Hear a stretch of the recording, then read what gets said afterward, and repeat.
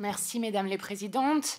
Au nom de la France Insoumise, je voulais moi aussi saluer le travail qui a été fait sur ce rapport. Et j'ai une pensée aujourd'hui quand même pour le collectif d'Estocamine, devant lequel, Monsieur Fuchs, vous étiez notamment engagé à faire ce rapport parlementaire. Donc je me réjouis que ce problème soit pris au sérieux, notamment sur le plan écologique, avec le risque majeur de contamination de la nappe phréatique dont vous avez parlé, et j'espère que ce sera l'occasion pour que le gouvernement prenne les décisions qui s'imposent sur ce sujet. Et donc c'est d'ailleurs ma première question: comment allez-vous porter ce rapport au gouvernement?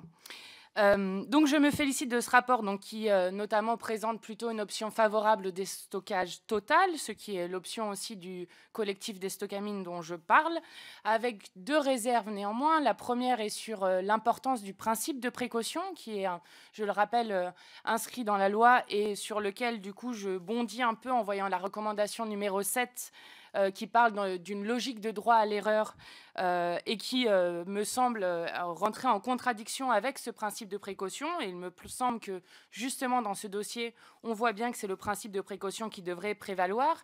Et puis une deuxième réserve aussi sur le déstockage de tous les déchets, nous sommes entièrement d'accord, mais une réserve avec le déstockage du bloc 15 si possible. J'entends bien que vous prenez des précautions par rapport aux possibilités techniques, mais il me semble que le risque est trop important en risque de pollution pour ne pas tout faire pour déstocker le bloc 15, notamment parce que, vous le savez, les déchets incendiés sont davantage polluants, et on ne peut pas se permettre de ne pas mettre tous les moyens possibles pour arriver dans ce sens.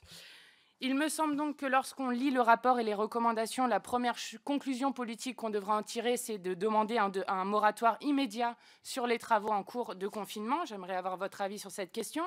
Et votre rapport pose aussi des questions extrêmement importantes sur la traçabilité des déchets, puisque l'incendie vient notamment du fait, et c'est très bien expliqué dans votre rapport, de dépôts de déchets non conformes.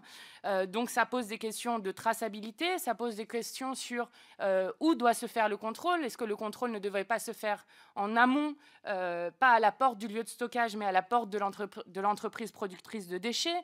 Comment les contrôles peuvent-ils être assurés sans moyens matériels, financiers ou humains? J'entends que ça va au-delà de votre rapport, mais j'en tire les conclusions politiques. Et puis, quelle politique générale, bien sûr, en termes de déchets, notamment sur la régulation de production de déchets industriels.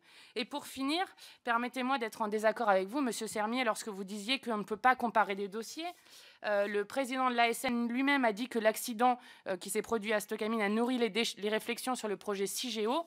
Donc cela pose bien sûr la question de la dangerosité environnementale du stockage souterrain et notamment de la lutte qui existe à Bure aujourd'hui. Et je ne citerai que vous, Monsieur Fuchs, pour dire que c'est un cas d'école de toutes les erreurs à ne pas commettre. Donc ne commettons pas l'erreur de continuer à enfuir ces déchets dangereux. Merci. Merci.